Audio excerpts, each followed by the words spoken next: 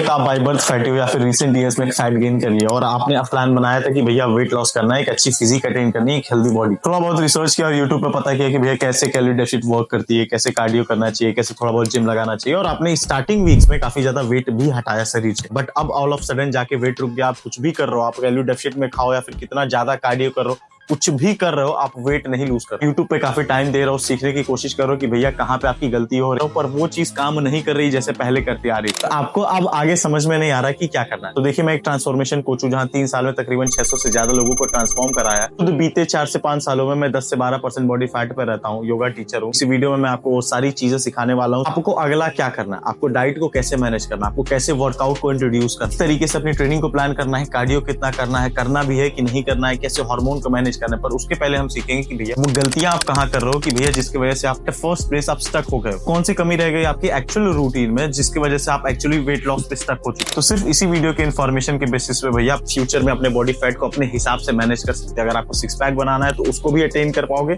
अगर आप चाहते हो कि 13-14% पे बॉडी फैट रहे और शरीर हट्टी कट्टी दिखे तो वो भी अटेन कर पाओगे। सारे एज ग्रुप को रेफरेंस लेने वाला हूं। वीडियो को एंड तक देखिएगा और जो चीज ना समझ में आए कमेंट बॉक्स में डालिए। 4 कमियों में जो सबसे पहली कमी आप लोगों की रहती है कि भैया आप तुरंत ही कैलोरी डेफिसिट पे जंप कर जाते हैं।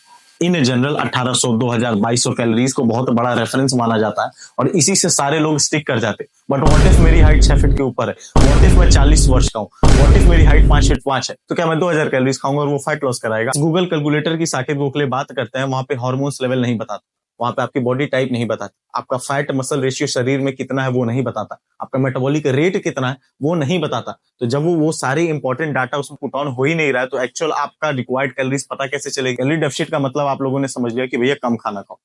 व्हाट इफ मेरा मेटाबॉलिक रेट ही ज्यादा है, व्हाट इफ मेरी रेस्टिंग कैलोरीज ही 1700-1800 कैलोरीज और जिम में और कार्डियो वगैरह करके मैं 2500-2600 पहुंच रहा हूँ। खाना मैं उतना ही खा रहा हूँ बट ज्यादा बर्न करो। अगर आप कम खाना खा के बनाना चाहते हो ना भैया तो ये आपका लास्ट ऑप्शन होना चाहिए। और इन जनरल आप लोग क्या करते हो, सबसे पहला काम यही करोगे कि बेसिक गूगल कैलकुलेटर खोले, मोटा मोटा गेस लगाए और अपना डेफिसिट ही कम कर दी। अब आप समझिए, अगर मान लीजिए आपकी शरीर 70 किलो, 80 किलो, 90 किलो की है और उस अनुसार आप उसको न्यूट्रिशन दोगे ही नहीं तो ग्रो कैसे करेगी?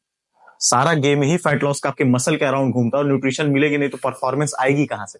तो सबसे पहली कमी है। दूसरी कमी इसी से रिलेटेड है आपका ट्रेनिंग पैटर्न। जब भी फैट लॉस की बात आती है भैया, आप गूगल पे या यूट्यूब पे डाल दो तो सिर्फ कार्डियो की बात होगी कि फला तरीके से कार्डियो को 30 दिन में 100 किलो वेट कम हो जाएगा, 15 दिन में 50 किलो वेट कम हो जाएगा। इस तरीके से बात होती है कि कार्डियो ही सब। अगर आप पुराने व्यूअर हो तो आपको पता है, नए व्यूअर हो तो बता दूं, आपका सारा फैट लॉस का गेम आपके मसल मास के अराउंड घूमता है। अगर आपके शरीर में जितनी ज्यादा मसल है उतना ज्यादा असिस्ट आपको मिलेगा, आपको जल्दी से फैट बर्न करने में कम से कम मेहनत, और आप कभी भी मसल मास कार्डियो करके नहीं बना सकते। इसी जो सबसे बड़ी गलती रहती है कि भैया आपने सुन लिया डेफिसिट, आपने सुन लिया माइक्रोज, आपने सुन लिया मैक्रोज, आपको यही लग रहा है कि भैया 200 कैलोरीज कम कर देंगे तो साकेत गोखले जैसे दिखेंगे, डियोन जैसे दिखेंगे। पर आप समझ ही नहीं पा रहे कि भैया डेफिसिट सब कुछ नहीं है।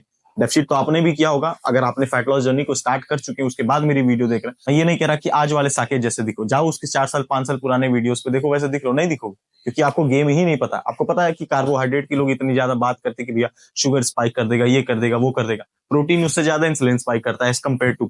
1 ग्राम में 9 कैलोरीज बता दिया जाता है, पर उनको ये नहीं समझ में आता कि वो 9 कैलोरीज आपको फास्टिंग करने में असिस्ट करती, आपके HGH बढ़ाने में असिस्ट करती, आपके इंसुलिन लेवल को इंप्रूव करती, जिससे खाना जो आप खा रहे हो वो शरीर में असल में लगता है। अपने क्लाइंट से कहता है कि भैया 10% भी नहीं है कैलोरीज जो आपको अगर लीन फिजिक अटेन करनी है नेचुरली। स्टेरॉइड लेना है तो फिर तो बात अलग। और उसके साथ एक जो सबसे बड़ी गलती करते हो कि आपकी टेक्निक सीख लिया। एग्जांपल के तौर पे आपने सीख लिया कि भैया वर्कआउट ऐसे करना है, पुश पुल लेग करना है, थोड़ा सा कार्डियो करना है, थोड़ा सा क्लीन डाइट खानी है, और सारी चीजों को एक साथ ही इंट्रोड्यूस कर दे। आप ये नहीं समझ पाते कि भैया बॉडी मूव करती है, बॉडी के प्लेट्यूज हैं। अगर आप 100 किलो से स्टार्ट किए तो पहले 90 पहुंचोगे, 95 पहुंचोगे, जहां पे मोस्टली वाटर वेट लूज की होगी। उसके बाद आपकी बॉडी सिमेट्री बनाना स्टार्ट करेगी, मेटाबॉलिक रेट इंप्रूव करना स्टार्ट करेगी, टेस्टोस्टेरोन इंप्रूव करेगी। ऐसे करके 90, 85, 80, 75 ऐसे करके बॉडी मूव करती है। एक बार में झटके से मूव नहीं करती और उसके लिए आपको चाहिए सारे कार्ड्स, जैसे कि ट्रेनिंग हुआ, कार्डियो हुआ, बाय स्टेप इंट्रोड्यूस करने की जगह पे, ताकि वो प्लेट्यू ब्रेक कर सके हर बारी। करेंगे भैया आपको टारगेट करना क्या है। सबसे पहली चीज आपको समझना पड़ेगा, आपको स्टक होने का मोटा मोटा रीजन आपका मेटाबॉलिक रेट। गिरता हुआ मेटाबॉलिक रेट आपकी इंटरनल कैलोरी बर्निंग को कम कर देता है, जिसको ऊपर ले जाना।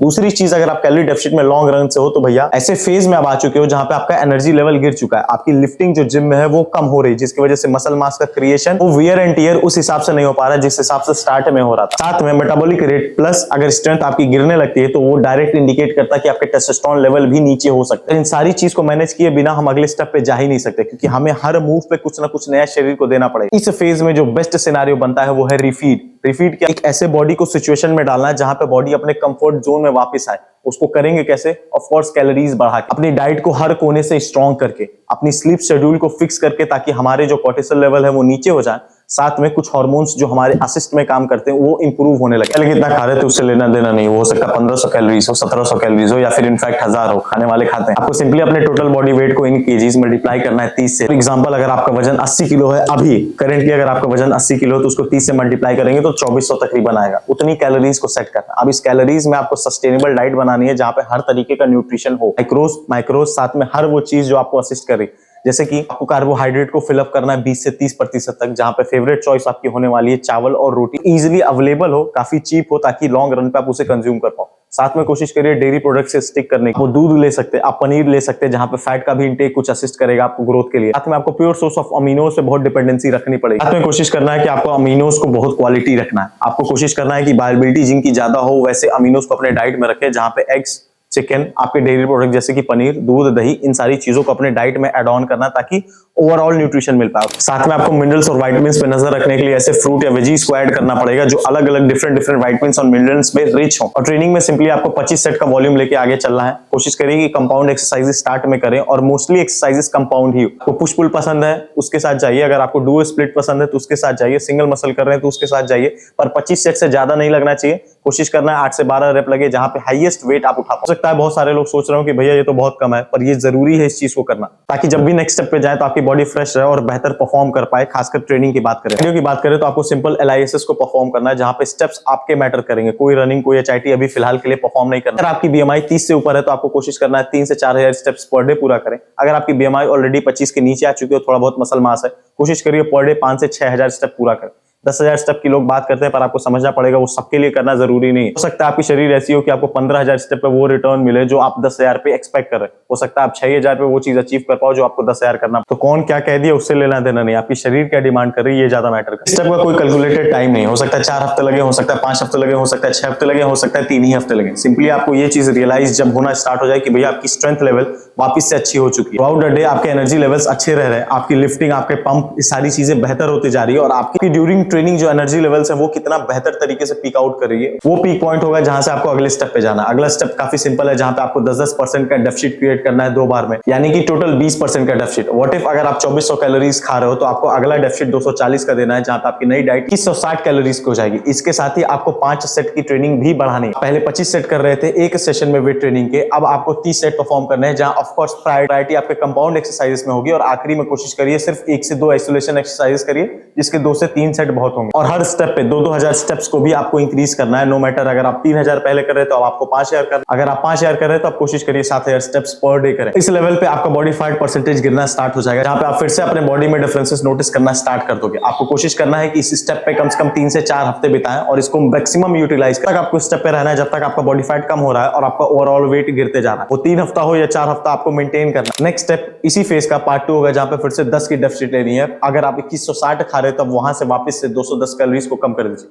वो होगी आपकी नई डाइट, जिसे आपको मेंटेन करना है अगले 4 से 5 हफ्तों तक। तो ये ज्यादातर लोगों को लंबे एक्सटेंट तक फॉलो करना पड़े, हो सकता है 6 हफ्ते, हो सकता है 7 हफ्ते, इनफैक्ट 8 हफ्ते तक भी वो बॉडी फैट धीरे धीरे कम करेंगे। तो यहाँ पे आपको 5 सेट बढ़ाना है, वो टोटल आपके 35 सेट वेट ट्रेनिंग के हो गए। इससे अपने स्टेप में आपको 2000 का इंक्रीमेंट देना है। जो लोग 7000 कर रहे थे अब वो 9000 स्टेप पर डे परफॉर्म करेंगे। स्टार्ट आपने 5 से किया था, अब 9 पे हो। 3 वाले जो स्टार्ट किए थे वो अब आप 7 पे रहेंगे। डाइट में इन 1900 कैलोरीज में एक मेजर डिफरेंस आ जाएगा। कोशिश करना आपको 55 से 60% टोटल डाइट का आपका प्रोटीन के सोर्सेस है, दैट इज कि 900 से 950 कैलोरीज अब सिर्फ प्रोटीन से आनी चाहिए।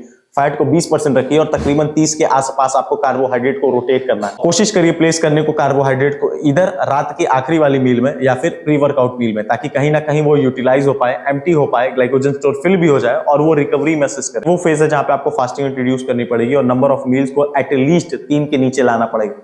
2 कर सकते हो, 3 कर सकते हो, पर 4 रखने की कोशिश ना करें।